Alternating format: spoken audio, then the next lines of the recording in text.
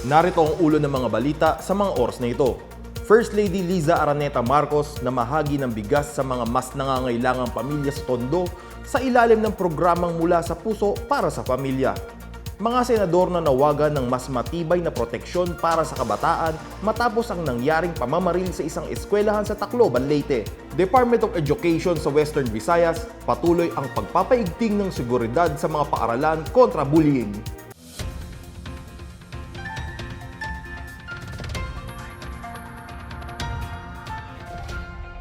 Ako po si John Dalistan para sa PNA Headlines. Pinangunahan ni First Lady Liza Araneta Marcos ang pamamahagi ng ayudang bigas para sa mga pamilya sa Tondo, Maynila sa ilalim ng inisyatibong Mula sa Puso para sa Pamilya. Kasama ng unang ginang si Manila Mayor Isko Moreno Domagoso sa pamimigay ng tig-5 kilong bigas sa 500 benepisyaryo sa Masinop Street, District 1. Kabilang sa mga nakatanggap ng bigas ang mga senior citizen, solo parents, at persons with disabilities. Sa kanyang mensahe, binigyang diin ng unang ginang ang kahalagahan na ang bawat pamilyang Pilipino ay may sapat na pagkain sa hapagkainan. Ayon naman kay Manila Department of Social Welfare Director J. De La Fuente, makakatulong ang naturang pamamahagi ng bigas para mabawasan ang gastusin ng mga benepisyaryo. Unang isinagawa ang Mula sa Puso para sa Pamilya sa Barangay Doña Imelda sa Quezon City noong Lunes, kung saan 1,200 pamilya ang nabahaginan ng bigas. Magpapatuloy ang Rice Distribution Program sa Barangay Bagong Pag-asa sa Quezon City sa Miyerkules at sa Barangay 377 sa Santa Cruz, Maynila sa Huwebes. Nanawagan ang marami pang senador na pagtibayin pa ang Youth Protection System matapos ang naganap na pamamaril sa San Jose National High School sa Tacloban, Leyte noong Lunes. Ayon kay Senate President Sherwin Gatchalian, dapat imbestigahan kung paano nakuha ang mga baril at kung paano pamilyar ang mga bata sa paggamit nito.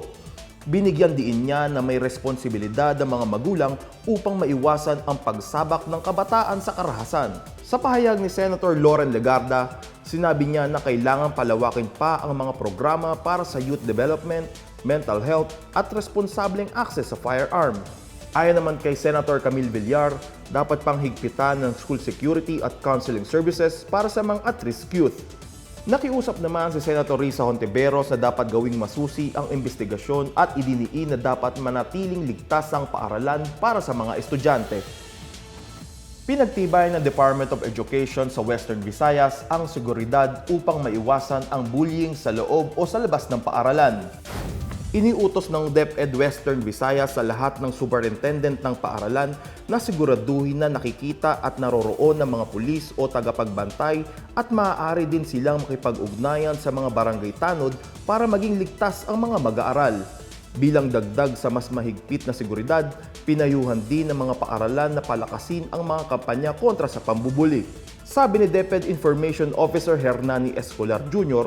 na dapat magpaalala ang punong guro ng paaralan tuwing may flag ceremony na hindi pinahihintulutan ng bullying sa loob ng paaralan. Dapat sa lahat ng oras ay aktibo ang mga tanggapan para sa karapatan ng mag-aaral at dapat ring maglagay ng mga hotline na maaaring tawagan ng mga mag-aaral kung sila ay biktima ng bullying. At sa balitang pangkalakalan, nagpatupad ng malakihang rollback sa presyo ng produktong petrolyo simula ngayong Martes.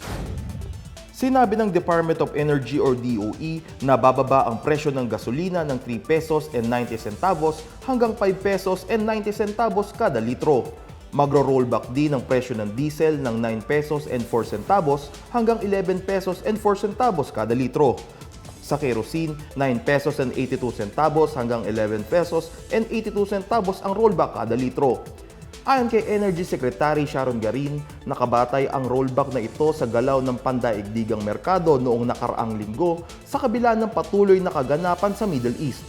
Tiniyak naman ni DOE Undersecretary Alessandro Sales na nasa tamang level ang itinakda ng ahensya sa presyuhan ng produktong petrolyo batay sa mga hamong kinakaharap ng mga kumpanya ng langis.